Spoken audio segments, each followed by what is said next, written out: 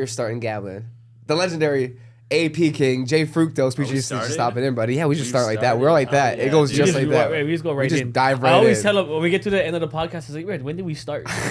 That's awesome. That's the way to do it. Yeah, 100%. It's like, he just look over right here in. while I give you the shot. Yeah. Thing. Yeah. Okay. So the start of gambling. I did not move out here to be a gambler. When I came out here, I was a big poker player, and I played online, which is like so bad. And I was just a degenerate before, but then I quit all that to be a rapper out here. Wait, hold on. So where did you grow up even? All right, so I grew up in Morton Grove. It's a suburb right off of Chicago. Whoa, what's up? That's more comfortable. Right here. Right We could do right there. So Morton Grove, was living in Chicago in Logan Square, which is like West Side Chicago. Yeah, I was doing the rap thing in Chicago. We were working out of Classic Studios, doing the thing. I was a real estate broker, doing rap on the side. I was delivery driving. I was just like all around hustling. And then I decided to take this show on the road and go to Vegas. Like, there was just so many reasons to go to Vegas. It was so cheap back. It was 8 years ago. So weed was legal. It was super cheap. Everything was happening here. Like, everyone was like, yo, Vegas is about to be the new Hollywood. And it, like, literally has come to become that. Isn't that crazy? Recently. Isn't that so funny? They're like, yo, if you're going to be in the rap, like, community and with influencers, like, everyone's just going to Vegas. Like, Cali's too expensive. Because I was in Logan Square in Chicago, which is, like, the hipster hub of Chicago. And people were like, yo, Vegas is the hipster hub of, like, fucking America right now. Like, that's where all the artists are going for cheap collabs, cheap housing, just more money and more time to work on your craft.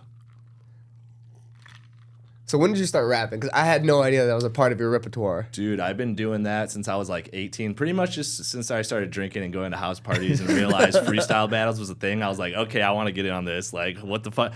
Like, the first time I saw it, I was like, yo, people do this shit? Like, what the fuck is this? Like, just going around in a circle and rapping. So I got involved with that shit. I have no idea how old. Using the cypher? Yeah, the cypher. Like, dude, okay, what happened was, okay, so I spent a year in college.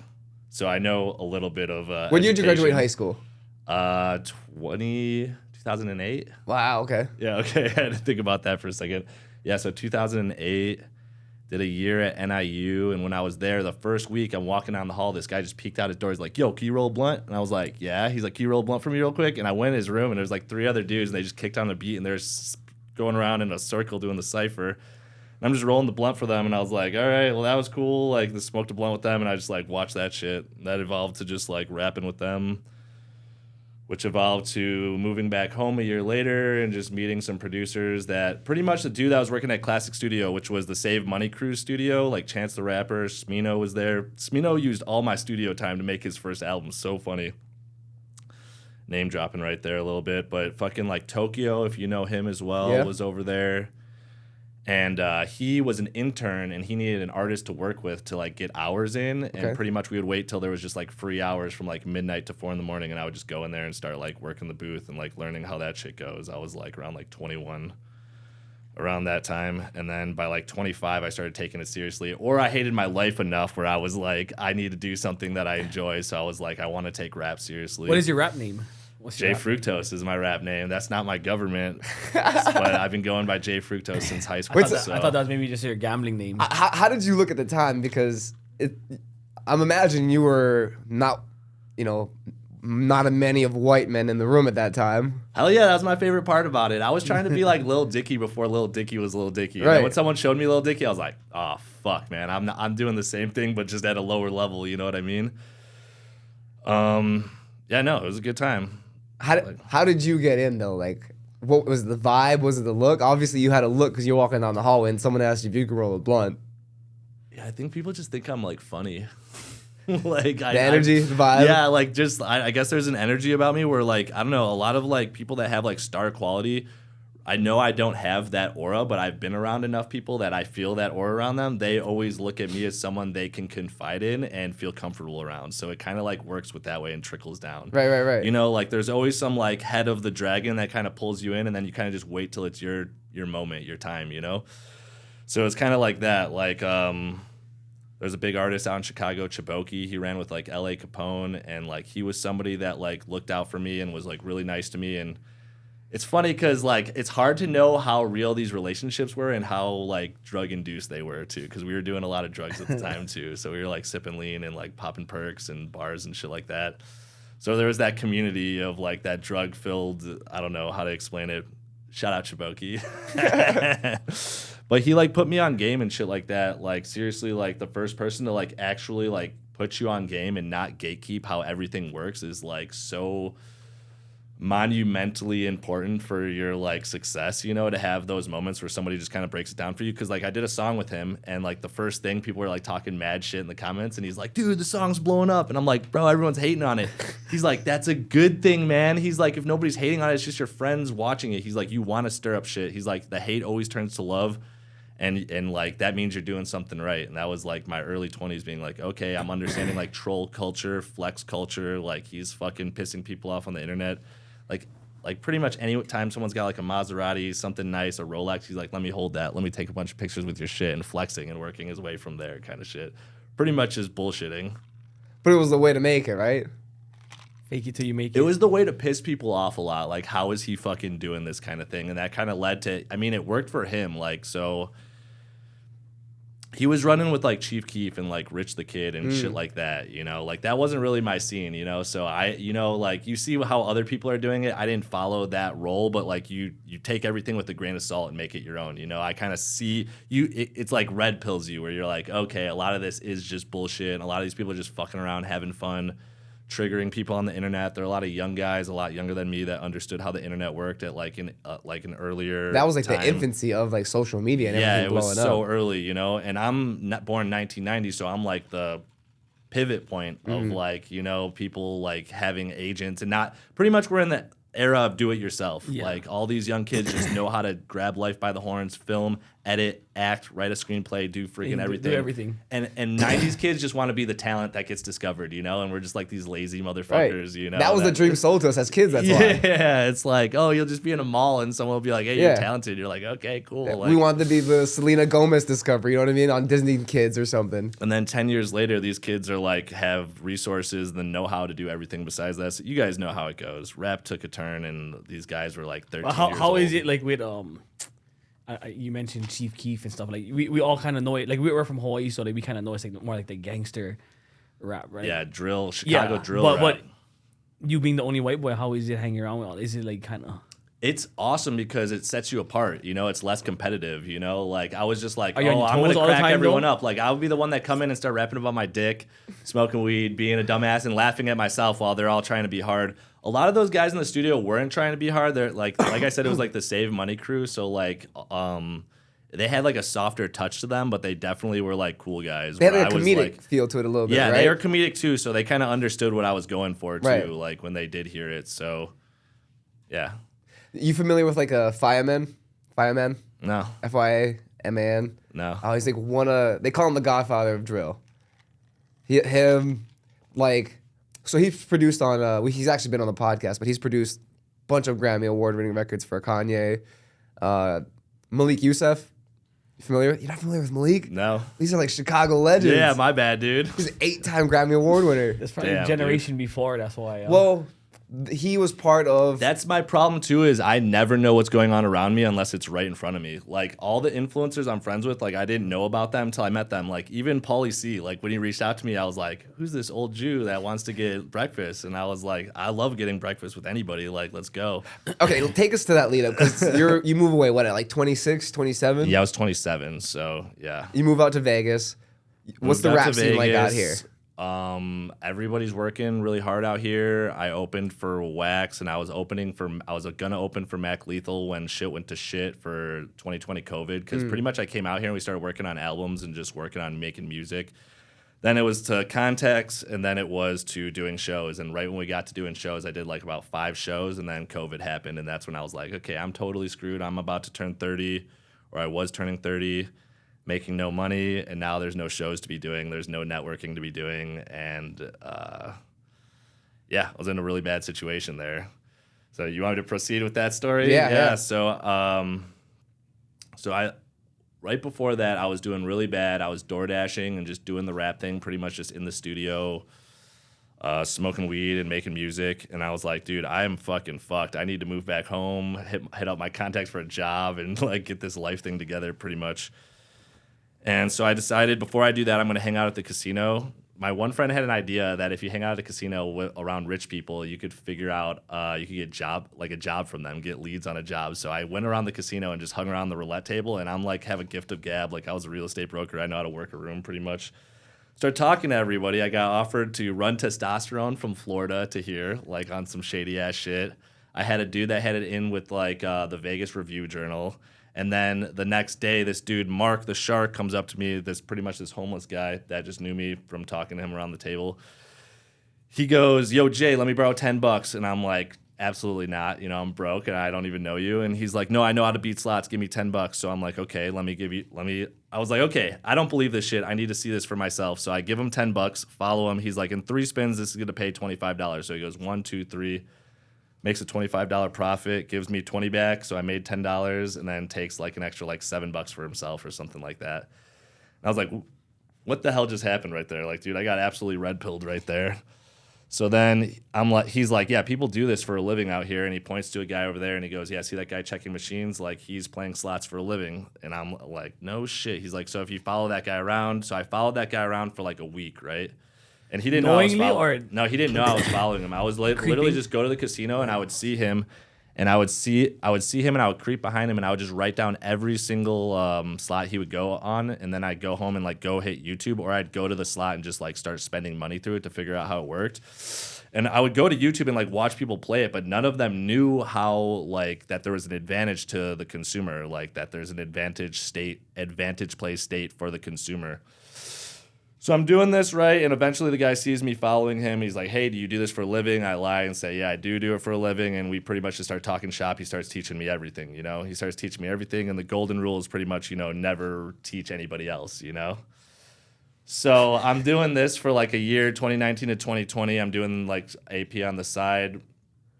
And that's when I was like, okay, I'm not going to do the rap thing anymore. And then gas prices shot through the roof. I'm like, I can't even deliver anymore. And I'm like, okay, we're going to do AP full time. So I start doing AP full time, and I'm making like hella money. I'm like, oh, this is awesome. And I couldn't find anything on the internet. So I was just like, okay, this is going to get popped so soon. Like, I pretty much just saw the vision of gambling is blowing up right now. Nothing out here on AP. So I posted a video explaining it, and it just fucking blew this shit up. For people who don't know, what is AP? I was just going to ask that too.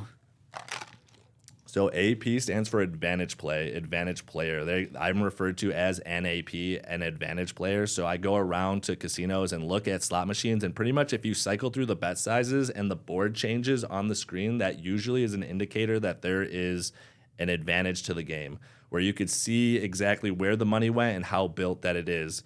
It's progressives, it's 1 through 10 spinners, it's ones that have instructions on the screen that people don't read, essentially. So me and other people go around and we essentially eat off of old people and drunk tourists and people that just do not understand how slots work at all, because every single one is completely different. You have to read the rules and see what's going on with the screen. You could be building it. It could literally say 9 of 10 spins and have 1 spin left, and you could do a little basic math and be like, wow, this is going to be a $110 spin and get me at least $100 to $200. So you look for things that are worth your investment. Some are guaranteed wins, and some have a variance to them where you're going to win only about 85% of the time. You play it right every single time. By the end of the week, the end of the month, you come out profitable. So I started doing this 5 years ago. I've been teaching it for about 3 years, and honestly, it's been going crazy to the point where people are literally quitting their jobs from the lessons that I'm teaching on Patreon, and it's crazy. Like, you know, you have that what is that? When you're new and you don't believe in yourself, like imposter syndrome. Imposter syndrome. You know, you don't believe it until, like, dude, person after person after person. I start seeing people on the street. They're giving me money. They're like, no, I want to give you $100 because you helped me out so much. Oh wait, I got boxes of sneakers in my car. I want to give you. Like, I was like blown away because, you know, like, I'm someone that has like high confidence but low self-esteem, and like it's hard to really get to that point of like believing in yourself, you know. Mm-hmm. And lately it's just been crazy. Like, people in town want to just like meet me here, give me money, like literally give me money just for giving them the advantage. The plays on all the plays, first of all, and just like preaching that you can win at the casino. Like if you play correctly, if you take care of yourself, if you treat it like a sport, if you treat it like how professional poker players treat poker, you could do the same thing for a casino. I mean, it's all about bankroll management and having the will to like leave once you're ahead, you know, and taking breaks and just, yeah. Explain to people what your daily work life looks like. Yeah, so I don't have like a regimented schedule per se on exactly which route I go every day. Like I have different routes pretty much in my head of different routes of like 7 casinos in a row that you could hit. I was actually saying I should start making a map of like their fishing routes, you know what I mean? And start like having like how Chicago is the red line, yellow line, blue line and shit like that. And just have like, you know, like where you could go to Santa Fe, then Cannery, then Ojos Locos. And then from there you could go to Jerry's Nugget and then hit the east side from there kind of thing. Or you could go like a different direction and hit like Palace Station, then Orleans, the Palms, and then head to Henderson from there kind of thing. So essentially, I kind of wake up and I just start driving, and wherever I feel like wherever I feel like it's pulling me, because like, listen, Vegas, all roads lead to the casino. So like, if I just start driving, I'm gonna end up at my workplace, and we're gonna go through. And I pretty much just treat it like a walk in the park. We're not going to make money. We don't have a quota to hit. We're gonna go see if we find anything.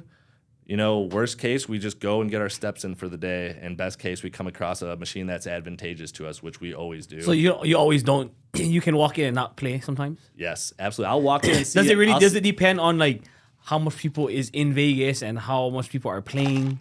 Yeah, like on busy weekends, it's different. Like Saturday hit more? mornings, 5 a.m., like machines are loaded up. People are still playing, you know, from the night before and stuff like that. But sometimes you'll walk into a casino and I'll see 3 advantage players that I know. They're like my coworkers. And I'm like, oh, this place is fucking dry. And I'll just spin around and walk right back out the door and hit the next Like place. too many people is there. Too many competition with me. And that was my problem with teaching people was I created a lot of competition for myself. Where I started, I only had to stay at 1 casino a day, make $500 a day, just ripping joints in the parking garage, watching baseball.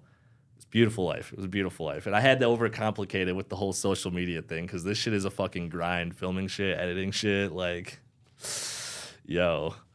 But do you watch people like play and then they get up and leave and you're like a fucking idiot? Yeah. What a fucking dumbass. And I film it and say that, and then people get really mad at me. And you know exactly what to bet and everything as soon as they walk away? Yeah, it's usually indicative of the bet size they were playing on, so that's not even really like up to you. Well, you gotta go off with them. Yeah, you're pretty much playing off them. So that's why a lot of people are like, oh, you know it's gonna hit. Why aren't you playing max bet? You know, and I have to constantly explain. And now people are kind of starting to understand like the culture is like. I had to educate like the masses. It was crazy because people are like, he's full of shit, D-Lucky scammer, blah, blah, blah. But now it's becoming more... well, I do know. Is that your friend? Obviously, D-Lucky's your fuck friend. no, I'm not friends with D-Lucky. Yeah, I know a lot of people that went through it, man. He fucking like just like boom, boom, boom, gone. Takes the money and he's better luck next time. Yeah, I have clients actually because people wanted to gamble with me, and I jokingly was like, "All right, 5 and he hours upped his for price. 3 hours. Yeah, $2,500, and you got to gamble on your own money. Yeah, so it's and then you have to pay him $2,500. no matter what, right? Yeah, I'm pretty sure it's $2,500 up front, and then you got to bring like a G to gamble with or whatever, and you pretty much do like 5 $25 spins on like pinball or top dollar, and then you move on to the next machine and it pretty much hits a bank. It's what I call a bank dance. It's not like the worst method. It is effective, and I do think bonuses come within the first couple spins usually, and you should keep switching machines like that, but it's not a foolproof method, and it's not a sustainable it's not, you can't quit your job and make a living like you could on advantage play. Like you actually can make a living. I do it myself, so I'm just speaking off of personal experience and everyone else I know that does it. Like there's people that have been doing this for a living since the 90s. And that's why when I started teaching it, it was like such a no-no because I'm fucking with people's like, you know, bottom dollar and shit. So like people were like threatening my life when I started and shit. Like one dude showed up to a stream and wanted to like take it outside. I was like, yeah, I'm good. Because I mean, people don't realize that you play slots and make 6 figures a year. Yeah, maybe much. the first 2 years. Now I'm making probably like 60 to 70K, like working my ass off. Like honestly, you should just get a job if you're gonna do this. It's like it's a really good job for people that are like delivery drivers that understand you're kind of just hustling, going from place to place. Sometimes you drop a pizza. Yeah, you but lose some it's money. the same thing like owning a business. You get to do what you like, and a little stressful though. But you know what I mean. Absolutely. I just don't think the sky is the limit with advantage play. Like that, you could have a good year. Yeah. Like there's people that make like have years where they hit grands and something obnoxious and can make like 200K, but that's not going to be consistent. And at the end of the day, the people that tell me they're making about 100K a year, first of all, they don't live in Las Vegas because the payback rate here is so bad. The ones that make a lot travel around America and hit places like Oklahoma, all of the Midwest, outskirts, pretty much anywhere. Vegas has the lowest payback rate in the whole country. That's why I've been traveling a lot more this year because competition's high here, and you could just tell Vegas is just scamming more and more and nickel and diming. Like my payback, my payouts are just not the same as they used to be. Is it because the casinos catch on too? I don't know what it is, honestly. I think Vegas is just straight scamming. I have my theories. Like I know that like the gaming board comes in and they check the payback rates. They pick like 5 machines, and if it's set wrong, the highest they could get fined is like $250,000. So I hear like rumors of them like possibly. Fuck it, yeah. Yeah, they'd rather take the fines and have it set like wrong and be draining the Come up a couple million. Yeah, why not? Like I don't trust them for shit. Why should I? This is like they all work together and like they're just paying off the gaming board. Like it's naive to think that they're not like fucking scamming. So where did the big blow up come from? Pauly was a big part of it, right? Yeah, he was a big part for the Instagram. Shout out Pauly. Love you, Pauly. Like, honestly, did a lot for me. Absolutely. But I was just grinding, like, really hard. Like, I always wanted to get into the influencer scene. I didn't really have any, like, special talent or anything. Like A vehicle to get into it, right? Yeah, I guess that's what you call it, right? Like, you know, I tried some things, kind of gave up. I was doing the rap music thing. But pretty much just posting a TikTok, it was said how to beat slots. And it was like, all right, guys, watch this. And I would be like on 1, 2, 3, and it would do it exactly what I said. And nobody had seen it before. I was literally like the first person to post advantage play stuff on, like, there was some underground shit on Reddit, but nothing like posted on TikTok or Instagram or Reels of people explaining it. Like even D Lucky was like the only thing, and that wasn't real shit. So no one had seen real shit. And he's not before. really posting it, you know. Like he posts the wins, not the losses, right? Yeah. And I was going live and doing it live, like when you could go live on TikTok and do slots live on TikTok. That was before, and it was just different at first because. Like TikTok would like you get in trouble like for posting gambling content, and you weren't allowed to film at the casinos too, so you had to be low key and dodge security and shit like that. So it was like a different fucking game back then. So it was a very unsaturated market. Nobody had posted this shit before. It blew the fuck up. Went to like 50,000 followers in like a week. It literally blew up so fast. Every video was doing like over 1 million. But I was just a dumbass and didn't understand how social media worked. So I went live during the new Jackass movie, Jackass 4, and they're like whipping their dicks out and shit. So they just like banned my account right away. No. You know, for like showing nudity. Yeah. And I was like, well, that was pretty stupid because I was like, I'll get more followers just going live during the movie if people want to see the movie. And then like immediately I'm like, oh, my account's banned. During the movie, it was so bad. Damn. So it's whatever. I made another account, and then I made another account. So we're on the 3rd account on TikTok. And then I was like, okay, we need to get the fuck out of TikTok. So we made a Facebook, ran that up to 50K, realized we made the wrong Facebook account. So I made another Facebook account, ran that up to 70K. Then focused on YouTube long forms, ran that up to 50K. I wasn't touching the Instagram because I was scared of the proximity to the casinos of them like knowing me and like me getting banned from the casinos because they would card me all the time to see if I was on an AP blacklist and shit like that. And back then, like they would like you would even just like touch a machine and they would rush you and be like, "Are you AP?" Really? So I'm saying like the culture is like completely fucking changed. Of like, What about you think like because I knew because like for Hawaii obviously like Vegas Dave was kind of one of the first to kind of go mainstream with it, right? Vegas Dave? Yeah. I don't even know who that is. Well, he was kind of like he's big in sports betting, but What he did- was what kind of did he do? influenced. He became like a big influencer because of gambling too. Of gambling influencing or slots specifically? His was sports betting. Sports betting? I think he picked was it Ronda Rousey and when Rousey got knocked out, and then he picked the Royals for like $2 million. Yeah. I So don't know. he was like one of the like I gambling wise was one of the first like influencers like a lot of people noticed. But now it's like a lot of people are popping up like TikTok and Instagram and stuff. Bro, now. touting has been going on since like the 70s. I don't think he can 80s. even gamble anymore. He can't even go into casinos anymore. Really? Yeah, but he just has like a subscription base now. Yeah, man. That's a big business out here, touting. What is touting? Touting is selling something you wouldn't do, and that's what a lot of like sports bettors are like. Pay $100 for this pick, but they don't have like money on the pick. They're just selling it. You know what I mean? Like they might have like even me. Like I am betting it, and I do think it, but like think that it's gonna win and it's a good pick and all that. But at the end of the day, I'm making more money selling the pick than I am betting on it, right? Yeah. Like, and that's what a tout is, you know. So like, I'm not actually making all the money from like I tell people it's just a cheap entertainment for me for sports betting. You know, if I was really making money off it, okay, if I could. If I could make gold, why wouldn't I just make gold? Right. You know, why Right. would I be selling to everybody of how to make gold? You know what I mean? Like if I was that good and it was that good, I would be betting 10 grand and making a living off it, and I wouldn't have to sell it to people. So that's why it's referred to as like a tout behavior or like a snake oil salesman or something like that. Because So do you view anybody that does, have like a bettor's deal or anything like that, like a bettor's pick deal or a DraftKings deal? How do you view that? I would love to get a DraftKings deal. I mean, no, it's like props to everybody, and there's people that are just better than other people. I just think it's an extremely saturated market where there are a lot of scammers. Like there, when there's money involved and this level of money and this easy money, that's when the wolves come out, and that's when you're just gonna get a huge market of who's the good guys and who's the bad guys. You know what I mean? And it's hard to really navigate. Like there's guys that are hot and there's guys that are cold, and there's guys that are buying and selling other people's picks, and these are like you hear shit about C-Blaz or whatever the fuck is going on over there. But it's just pretty much who you like, Like I like Matty Betts. Like I think his picks are really solid. I have never paid for his picks, but his his player prop picks are like really fucking stellar. I don't know. Is there anybody you like? Hey Jive from same thing, Home of Fight. They're down in Florida. Maddie's company.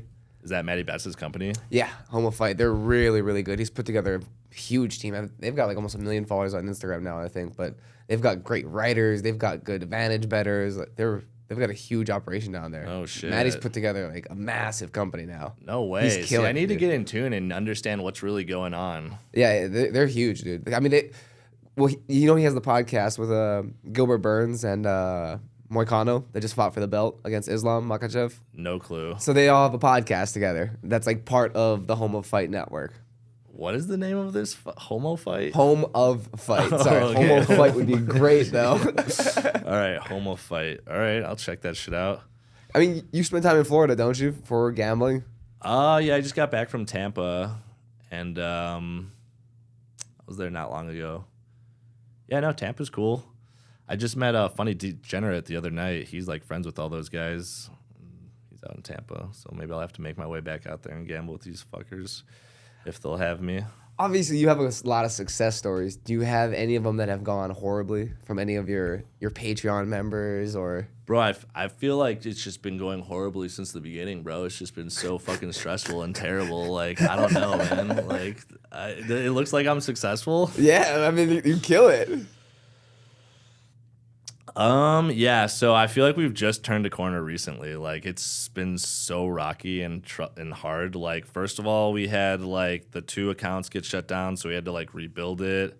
Then we had like casinos shutting me down and shit, and I feel like it's just been like really tough. Like even Vegas Matt, like he like back in the day when I first started, like he just made the slot page and he hit me up for a collab and he bailed on the collab like an hour before, and he said it was because I was an advantage player and he didn't. And dude, just last night, this dude had invited me to a live stream at the Rio, this big YouTuber, and I was like, and I was drunk last night, and of course he hit me up at 3 a.m. and I have a fucking big mouth.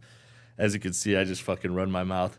I fucking just, I was like, oh, they hate me at the Rio because I'm an advantage player. And he's like, then he uninvites me like an hour later. He's like, hey, I was thinking you don't come because I don't want to sacrifice my relationship or like jeopardize my relationship with the Rio.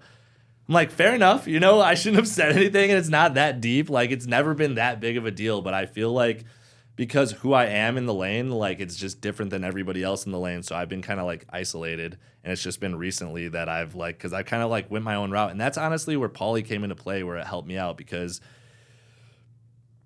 Pauly's somebody that stands on his own, as well, and like he doesn't, I feel like in any lane, music, whatever industry, people gather around each other so they can steal each other's sound, you know, and everyone starts to sound alike, you know, and it's like very rare to see somebody on their own in the lane kind of thing, you know? Every industry. Right? Like, Every industry's like that, yeah. right? And I don't know, because like when I started, I should explain too, I took out a $600 cash advance to get started with all this. So I had literally no money to my name to even start playing slots. So I started playing with $600 in my pocket. And that shit was down to like $300 at one point. And so I was in like a shithole apartment. Everything I have has been built off of that. And then making the Patreon and teaching people and everything like that. But I feel like it's just been like recently that shit's kind of like turned around. Like I feel like Pauly kind of saved the Patreon and like boosted the Instagram. And then I realized how important Instagram was with collaborating with other influencers. And I made a lot of contacts that way. And I think it's just been going good since then. So yeah, shout out Pauly. Yeah, your contact list is pretty deep now, huh? Huh? The contact list. Oh hell yeah, dude. And that's like I've just kind of like went a different route completely. Like even when I was making gambling content, I was trying to make more like troll content. So I was following a lot of trolls and I didn't know anybody in the gambling lane, the sports lane, anybody like that. And how it went down was, shout out my boy Trey. I was following Treyy DaMenace, a big troll on the internet, and he posted on his Instagram one day. He was just like, yo, I'm stranded in Vegas. Can anybody help? And I was like, hell yeah, you need help? And he's like, yeah, pick me up, motherfucker. And I'm like, all right. So I went and pick him up, and he's with like 2 other YouTubers. And then another 2 YouTubers needed another place to stay. So I ended up housing these 5 kids for like 3 days, right? And they're all these trolls. I went out with them to shoot with them, to see what they do. Had the cops chasing. I was running away from the police. I'm a 34-year-old man with a bunch of 18-year-old kids running from the mall police through a Dick's. So anyway, yeah, they ended up being really good kids, really cool people. Who were they? So Treyy DaMenace, C. Dirk is one of them. He's the guy that bails people out of prison. Chairblind is one of them. He was on that Vitaly stream. Is that the one that he bailed them all and the guy was like, why the fuck did you bail me out? I was comfortable in jail because it was cold or some shit, right? Yeah, dude. He just dropped a new video yesterday. That was awesome. So check that out, C. Dirk. And so they're staying with me. We get along real nice. And one of them was like, oh, bro, you follow Snarp. He's like, yo, he needs a place to stay in 2 months. He's like, bro, you should just be like a YouTube incubator for like YouTubers coming to Vegas. And I was like, yeah, throw my name the fuck out there. So like I met a lot of them through that way. And they ended up being like really cool people. And then after that is when Pauly hit me up. And then it kind of just snowballed from there. Pauly was such a fucking big ace in the hole. Thank you, Pauly. What a good dude and funny ass motherfucker. Super fun. Great times together. What's your favorite memory with Pauly? Honestly, I like when the first time we met, honestly, when I was like, I didn't know who the fuck this guy was really. Like, I honestly am just like, anybody that's trying to link that is in this lane and doing influencer shit and is just like a hard worker and like you just see who's doing that shit, I'm always going to be down to work with you. Like, if you're like about it. You know, and I didn't check my DMs for like years, so I was just like going through them. Anyway, I fucking go out and we sit down for breakfast, and the first thing that came out was like the president of the casino. He's like, "Oh, I heard you were in here. Anything I could get you?" And he's like, "Yeah, can I get the penthouse suite?" And they're like, "Yeah, absolutely." I was like, "Whoa, what the fuck is going on right now?" Like, it was so fucking funny to me. Wait, at Plaza or? This was at the Sahara. Oh, no way. Yeah. So they actually gave you the suite? They gave him, they comped the breakfast, which he was like not planning on it getting it comped. And then they hooked him up with the suite and like told him, I don't know if they hooked him up with it, but they said they were going to hook him up with it and then talk to him afterwards. And then we went right outside there. And that's when I was like, oh, there's an advantage play right there. And he was like, all right, show me this. And it fucking went down the way it needed to go down. And yeah. The rest is kind of history from there. The rest is history. That was fun. And probably the strippers at Trey Songs, is that his name? Oh yeah, Trey Songs. Oh shit, dude. Wait, what? Strippers at? Oh. When I got to drive I should rephrase that. When I got to drive the Rolls Royce around like all day, it was pretty fun too. I got to get clips of that, but I was just like dead by the end of the night. You were there. Was I there? I was Yeah, there, right? You were there. Yeah. That was the night. There, Yeah, dude. we all met. I didn't know we were going to Trey songs. I thought we were going to like a presentation. He said we were going to like a presentation. I had no idea. Bro, that where whole we were night going. was just like a shit show, yeah. Dude, like, I was even hungover from the leaving- day before, bro. That's why he's like, Yeah, "Bro, you look wanna-" like shit. Yeah, dude, I was terrible. I was like, I don't want to be here at all, but it was fucking fun, dude. Like afterwards, when yeah, you look like you was wrecked from the night before. I know, that I was mad, and I was like, all right, well, if we're gonna sit here, I'm just gonna fucking grab one of these bottles and get shit faced. And then afterwards, dude, I don't even know what happened. Fucking like Baby Khaled was like fighting a security guard outside or some shit. Bro, like, Paulie's like picking It up was like a clothes off the maze leaving ground. that place. Yeah, getting out. Everybody got lost leaving there. We all got split up, and we was all at different places. And then there's fights breaking out all over, and we was all split up. Is it always like that at Dre's where they send you out the back Bruh, I down the have stairs? no idea. I never did go out that way. Yeah, All I know is the fucking stairs was brutal going down when you're all fucked that was up. crazy. And I was just like, where the fuck are we going? Because I've never went we out had to that go way. down, what, like 4, 5, 6 flights Bro, of that was like stairs? 10. That felt like 10. Yeah, it was long. I don't know, I was gone. I remember being like, I'm gonna drive the Rolls Royce. Yeah, they took it away, And yeah. the dude was like, give me the keys and he's like, let me get the valet fucking ticket. I was like, fair. Shouldn't have said anything. Yeah, fuck me, right? Like, should have never been driving this thing in the first place. Wait, was that after the fights? How did that happen? That was when we were just getting up and leaving at the end. Because I remember. No, that was all the way at the end. Everybody's trying to find each other. And the guy who was like in a panic trying to find the car and the keys. Because I remember. And then you guys finally showed up. He's like, bro, I need the keys for the car. I remember Baby Khaled at Okay, one it was- point, it like was that, yelling yeah. at the security guard, like, "Tell him what we're driving, Pauly. Tell him what we're driving. What we in? What we in, baby. Pauly?" All right, and that's Baby it. Paulie Khaled had is that my furry favorite, jacket on, bro. right? Yeah, they got pissed on. Bro, Baby Khaled is so fucking funny, bro. He's a legend. How did you guys meet Baby Khaled? That's how I met him. I met him that night. Did I meet him that night? I think I was might trying have to- met him I was that trying to night. figure He's out who he fucking was because hilarious. he was dancing the whole time he was there. Bro, at the Dancing strip- the whole time while on live. streaming. And I was like, who is this guy on live the whole night dancing by himself? Dude, Baby Khaled is got the biggest balls on the planet. When we were at the strip club with Snarp and them, and he Oh just my immediately like takes his gosh. shirt off on stage. what he was- like walked That in, was I like texted- what, like 3 weeks ago or something like that. 4 Yeah, weeks ago, yeah. Snarp was in town again. Yeah. And fucking We were in the back room at the Spearmint Hippo. Rhino was hooking up with a room for exchange of like some filming privileges or some shit. And we needed to fill the room because some people bailed last minute. We're like, oh fuck, dude. I hit you up and I hit up Baby Khaled and Baby Khaled. Both you guys are there in like 10 fucking minutes, bro. It was like some shit. And yeah, Baby Khaled jumped on stage and took his shirt off. I was swinging around the pole, bro. It was crazy. He got comfortable so quick. It was so funny.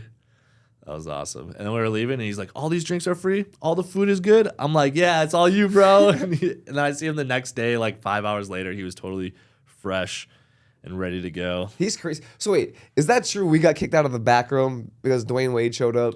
No, that was not fucking Who true. threw that I don't out there? fucking know, dude. That was retarded, bro. That was so ridiculous, dude. Someone was like, yo, Dwayne Wade's in the back. And we all fucking ran to the back door. And they're like, what are you guys doing? We're like, Dwayne Wade's "Wanna back there." go meet D Wade. This guy knows him. And they're like, I guarantee there's nobody past this door right now, dude. I'm like, okay. Yeah. Decent food though, huh? I was surprised. At where? Spearmint Rhino. Oh yeah. Yeah. Most strip clubs have good food. Right? Yeah. That's been Like, I claim fucking Crazy Horse got good pizza. yeah, that's I been like their one pizza. common theme in strip clubs. And is wings. the food is solid, and they always have like slices of pizza under a heat Their lamp pizza and somewhere. their pizza and the wings is always you can always count on a Yeah. pizza and wings. Gotta keep these girls fed, man. You know Even that? Sapphire, I used to always go there for the buffets. I've never been. Have you been to Chica's Bonitas? Yeah, I just of saw a course. podcast My- where they were my listing favorite- off the top like Chica 3, Bonitas, and that's, like, Palomino's is my number go-to one. spot. Okay. Palomino's is my go-to. Chica's Bonitas is right across from Jerry's Nugget, though, right? Huh? Chica's Bonitas is across from Jerry's Nugget. Is that I don't know what is that the name of it? that casino that's right across? Is that small one, right? Yeah, small yeah, one. I think right it over is. that yeah. like bridge of I don't know like, what it is, but I Skid don't know, Row. yeah. It's like crazy, dude. Wait, because you are such a strip club connoisseur, what is your top 3 strip clubs in Las Vegas? Las Vegas. Oh, it's hard because it's we're so when you grow up in Hawaii, every strip club is full nude and alcohol. So when you come here, it's like you walk into the strip club and it's like just tits. Like, you want to smell the musk. You want to fucking feel the heat. You know what I mean? When I walk in and it smells fresh, I'm like, bro, fuck this place. Let's go somewhere else. Take me to somewhere that's fucking musky, sweaty, and you feel the heat when you walk in, you know? Oh, that's disgusting. But that's bro. why I'm always at, that's why, like, bro, I'm Palomino's is my spot, you know? What about Florida? Where does that rank? Florida, I've never South went to a Florida strip club. No South Carolina or anything like that? No, I just Hawaii. Well, I know, like, all of my cousins them always go, and they kind of name the spots, but I'm Dude, kind of I went to the most Hawaii. ratchet place in Tampa, and I just went this last time. Oh, shit. In fact, my homegirl that owns Ballerinas is flying in this weekend. Ballerinas? What's Yeah. that? Is that here? It's like one of the most popular strip clubs in Hawaii. Oh, in Hawaii? But it's my homegirl. Are they really expensive there? To live in Hawaii is expensive. Yeah, I know. I always hear how expensive it is. The girls make you only throw tens, or what is it like in the strip club there? Bro, you go over there, girls will make you throw all your money. They say, oh, white boy walking in. Boom, your money's gone. Oh, man. Wait. Let me grab. Yeah, I think I have it on this one. Let me show you this clip. Yeah, but Dimes flies in this weekend. She's coming to the pop-up.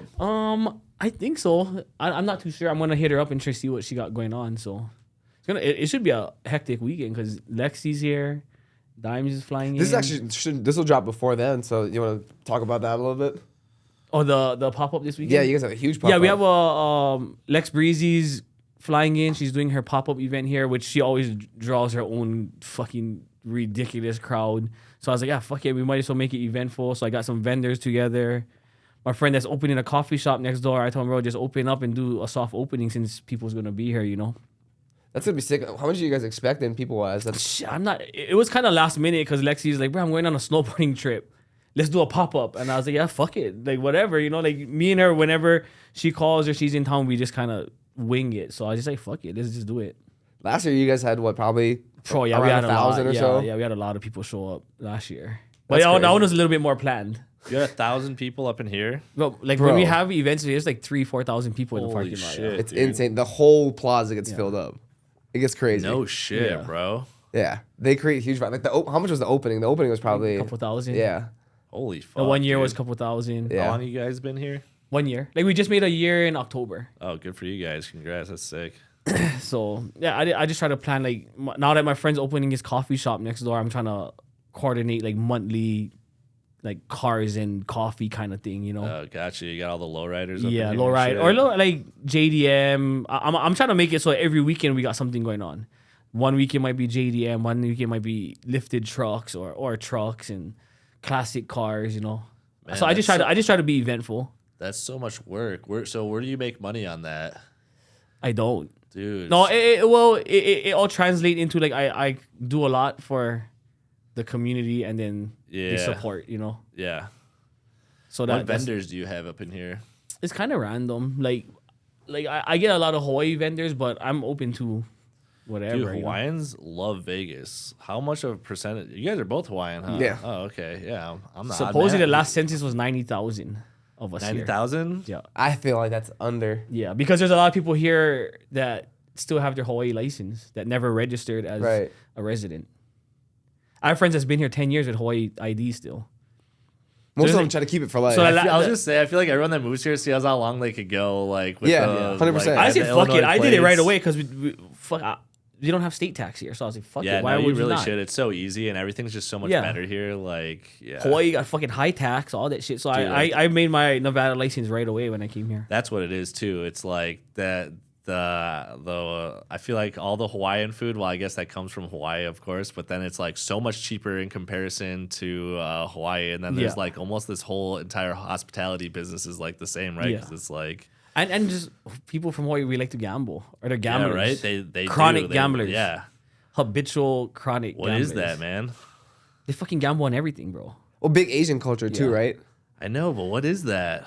The Asians and love Hawaii is gambling. like love Is to culture gamble. so strict, and is it like a way to break Bro, free or something like that, or what in is Hawaii, there's like illegal fish games, and people will fucking just go off and play illegal the fish, game. fish games? Yeah, the fish games in the back rooms and shit. Like, Well, they just people love don't- to gamble. Most people don't realize how big cockfighting is in Hawaii. Yeah, huge. Oh no shit! I want to go to it's- some cockfights. It's like a normal occurrence. Oh my It's culture. God. It's It's- they're trying to ban, like, it's illegal, obviously, but they're trying to ban it. But they're What do you fighting mean that they're it's trying a to ban it? culture. It's not banned. they still run big derbies. There's like It's illegal, but like there's probably on one island alone. There's probably 2-3 dozen with a couple hundred people each at Yeah. those events. But they're fighting that it's a cultural thing, you know. Same like, have you ever seen Hawaii's New Year's? Our fucking New Year's will shut down anybody's I feel New like Year's. with a chicken, with how much chicken we eat, I feel like I could get behind that though. And like it's almost similar to like horse racing and like, you know, I mean, it is the same thing. Right. It's just animal But abuse. people take their chickens back to the Philippines to go fight them. they for travel. tournaments. and this is stuff. animal on animal, and Yeah. like, Yeah. jockey is like smacking a horse. Oh, So, the winner is when the other dies. Don't get me wrong; they have like you know Yeah, they- spurs and their knives tied on or whatnot. yeah, but still, it's on the other chicken to fuck up the other chicken, Yeah. right? Like, But that's bro, a fair fight. If you used to watch That's it, it's like technically trained, like technical, really trained chickens. I need to see the training for this that goes into this. Oh, they it's- like make them like claw up like some kind of like post. or No, some no, shit. you go against like you spar them against each other. Yeah, we'll show you some videos later. Oh, you like push them into each other, Well, like or Their instincts make them go. Once they see each other, it's on site. But that's what I say. Like in Hawaii too. you guys like, love this shit. no, but in Hawaii, I grew it's- up around it. In Hawaii, it's 100% illegal fireworks. But if you ever seen a fireworks show on New Year's in Hawaii, better than any fireworks show you will ever see. You know, Every single person in Hawaii pops fireworks. that On New used to Year's. be true, bro. But if you take a look, what How goes do on they get all the fireworks there? on the barges, they just get bought off. And Okay. but bro, Florida, like they're Texas, But as like a neighborhood, bro, I'm telling you, go look at it. Like I don't know. I would have to. I would have to look at before I seen it on social media, I would have never thought. But now, like now, that the social Maybe media now, era- but maybe I feel like a lot of people base it off of Hawaii. People go there and they're like, "What the fuck?" Because my neighbor's like 90 years old blowing fireworks. and also it's not just 4th of July like what a lot of everybody Yeah. else does, but it's New New Year's. Yeah, it's New Year's is a big celebration back home in Hawaii. Is there a lot of casinos in Hawaii? There's none. There's none. Okay. So wait, wow, that's what I was thinking. Like, why are they such big gamblers then? So they only have cockfighting to. Though they gamble on it with everything, anything. Illegal dice everything. games, illegal game rooms. Bro. Gamble on anything. But yeah, it's just a big gambling That culture. sounds Card scary, man. games. It's like you're in Asia, basically. Yeah, some Thailand shit, man. That's crazy. Yeah, it's kind of huge. It's really big, yeah. But they all come here. They fucking come here, gamble. I have friends that just come here, gamble for the night, and then fly. Like my brother-in-law, he'll fly here, gamble all through the night, and next flight out, he'll fly back Nice. That's how you do just it. to gamble. But wasn't it like That's the awesome. Boyds that like they had set up like the charters or something way back when the Boyd family? I know there was always in Hawaii too. Yeah, I believe they had set up like something with the charters to like start bringing people from like way back in the day, and they used to land. So Boyd is the reason. They're a huge That's reason of like crazy. why this turned into the ninth island. It's kind of crazy. That's hilarious. But we have like a heavy influence in Vegas. You see it when you're in downtown. Casinos are like Hawaii vibes. The Cal is California. Yeah. California is a Hawaiian. Should be Yeah. the Hawaii. You go there, it's like you're running into all your friends from that you never seen for years. I don't see I love friends for California. 10. I don't see friends for 10 plus years. I'll go to the Cal and you'll run into your friend you never seen since high school. That's the one Boyd casino I fuck with. The Cal, Yeah, it's sick. Boyd sucks. Shout out Boyd. They're like seriously pieces of shit. Why? For so many reasons. I can't even tell you. Like they're just like the biggest like penny pinchers I've ever seen about anything. They shut me down for filming a lot of times after like they're just on some bullshit, I think. I had one of my friends that was on a golf trip and he made too much money playing blackjack and they just cut off his play. And I was like, are you crazy? For like a couple $100s? Really? Yeah, like they just do weird shit randomly. That's crazy. Yeah, I don't like Boyd. Before we get out of here, Super Bowl weekend's coming up. Who do you got for this?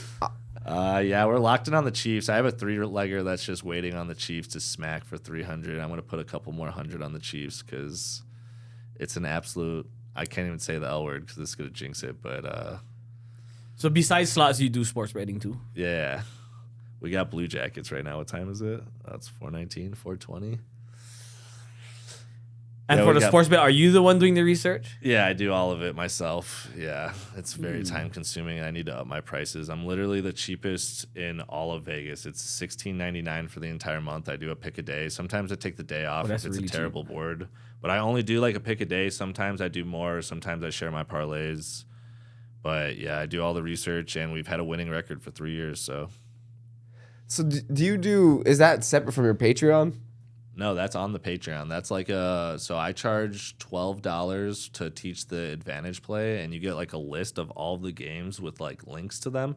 So like I've literally ran into Patreon members. They're walking around with the app open. They see the game. They find it on the list. They click it. It goes to a tutorial of like me sitting on a bench telling you exactly how it works. Shit like that. So that's the $12. And then for $17, I give you my sports picks. It's so ridiculously cheap. We just hit 420 paid members this morning too. So shout out Micro Mob. Who do you think is the most popular Patreon in Las Vegas? I have no idea. I don't really keep tabs on like any influencers like that, but I saw Seablaz had like 1,000 paid members on something. That seems pretty high. Slapping cheeks. Yo, I love that page. Bro, me too. I love that shit. Yeah, they probably do have a pretty big Discord. Do people really like pay for? Well, for the locations, right? Yeah, my homie. First time I found out about it, I was with my homie, and he's like, "You ever heard of this guy?" I was like, "Nah." I got my own massage parlors I go to, and he said, "Bro, you gotta check out this guy." And then he's like, "Boom!" He busted out. I was like, "What the fuck?" I don't know what I would do with him, but I DM'd him. I was like, "Let's collab." Yeah, dude. Bro. You guys gotta call me if you guys. All right, for sure. Yeah, no, that would be fucking awesome. He's always like around here. Whenever I see him a video in the Orleans, I'm like, no. Wait, is he like a hidden face or? Yeah, I don't know what he looks shows like. his face. I think he's like he's a white boy, right? Dude, yeah. He's a white dude. I feel like I've seen it because he's a white dude. Yeah. Clips on YouTube. What? I feel like I've seen his face on YouTube. Was it me and you getting? He's like, bro, he's a black dude, and I was like, bro, he's white. No, he's a white dude. Are you serious? Yeah. Wow. But I gotta. If you ever do a collab, you guys gotta call me for that one. I'm blown away right now. I almost like don't believe you guys. Well, I think that's him in the videos. If somebody's probably filming him, I think he's a white dude. Wow. All right. We gotta find him. We do need to find him. All right. Anyway, before we get out of here, anything else you want to promote? Just stay winning. Keep a good head on your shoulders. I don't know, guys. Like, I get a lot of degenerates in my DMs, and just, bet with your head, not over it. I mean, subscribing to your Patreon or your Discord, like, no, you guys already know what it is. It's free money, isn't it? It absolutely is a grind. It's hard work. There are situations that are completely free money, yes. And it's like, if you're going to be in the casinos all the time and you are a gambler, it's totally worth knowing the knowledge. If you're looking for a new line of work, it is doable, and you would learn it from signing up for my Patreon. So, yeah.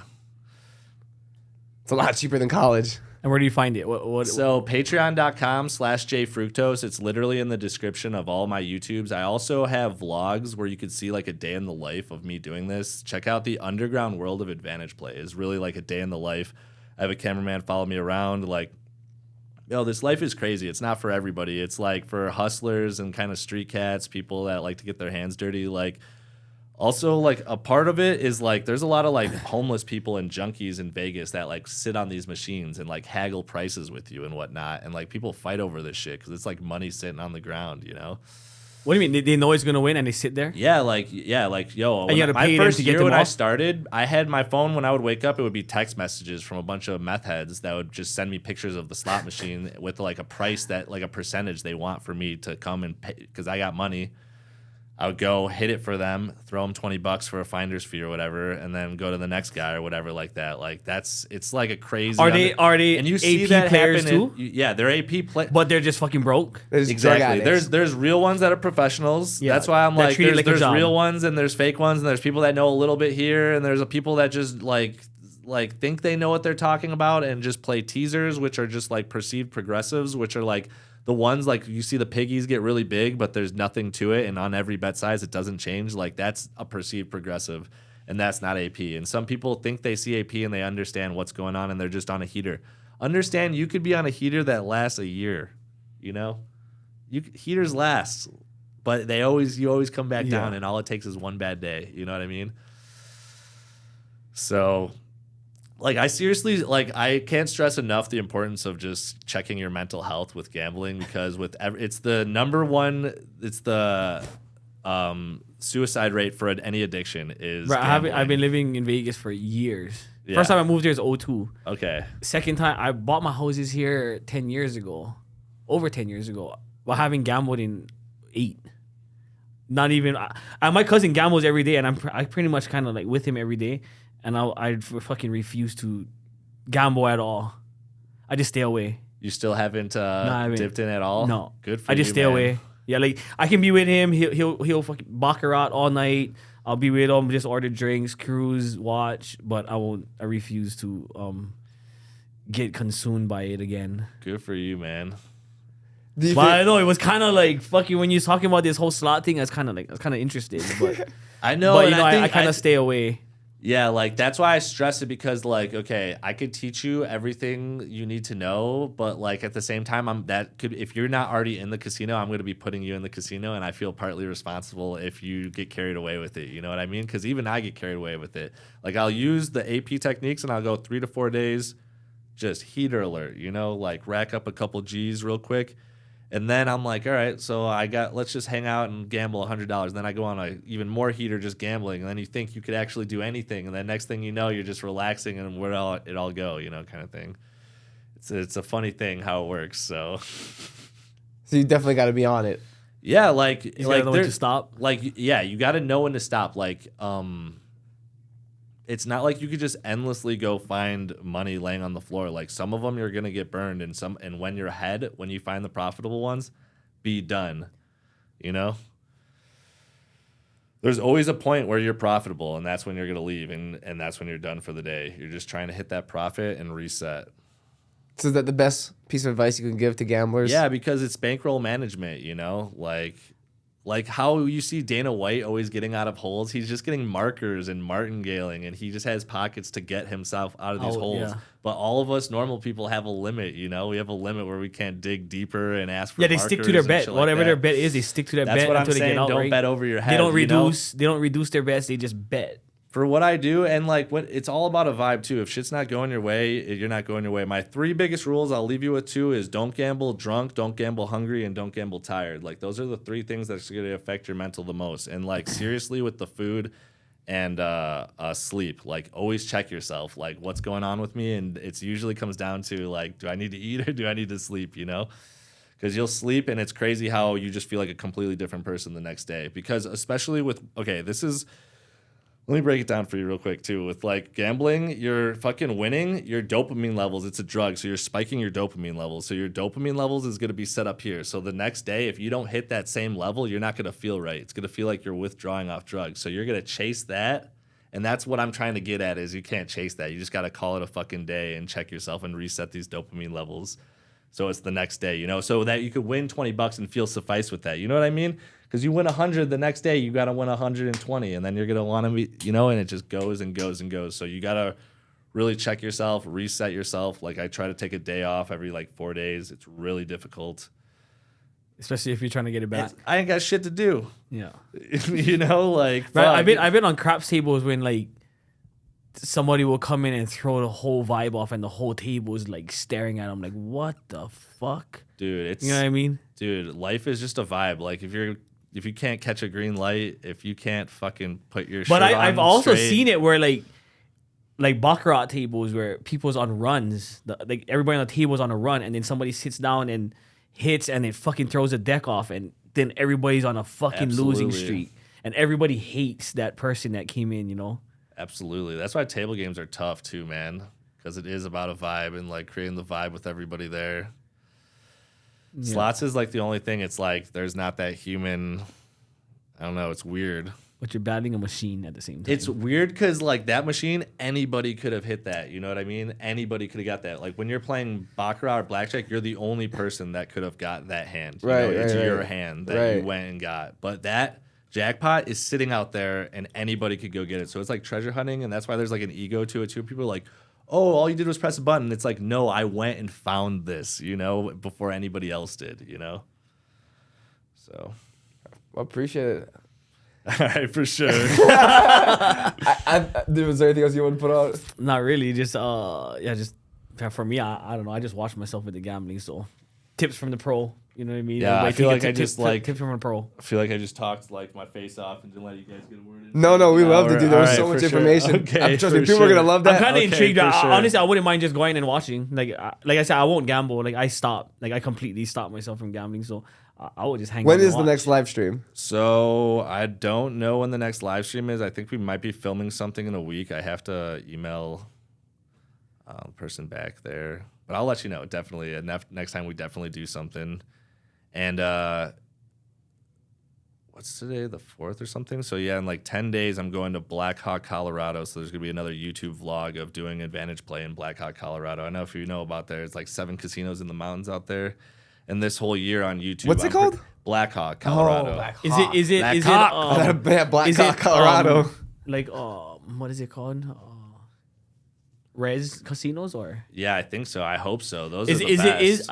I heard you don't win as much on the No, res. you win a lot. I thought you win more there. Oklahoma, Choctaw casinos are the best, dude. My homie owns the one in San Bernardino, San Manuel. Nah, Native Americans. They're the ones that are all bought. They bought the givers. Palms. Yeah, yeah. yeah. No, I don't know how Palms is, but yeah, the reservation. Even Tampa is Oklahoma. It's Seminole. Even Oklahoma too. Yeah, they Oklahoma's got all Texas, Choctaw. Oklahoma, Texas Cali. doesn't they have bought any, the but yeah, Oklahoma is the best. Has the best payback rate of anywhere in the country. We made like 10K in 3 days. That shit was crazy. Yeah, but we're pretty much just gonna be traveling around America. So find me out there, DM me. I'm trying to meet as many people as I can. Smoke blunts with everybody and have a beer. You know what I'm saying? Oh yeah, and we'll drop all the links in the description. Hell yeah. The AP King, the one and Hell only, yeah. Jay Fructose, Much Preacher love. Bros, Thanks brother. for having me, man. Thank I you. really appreciate it. See you guys.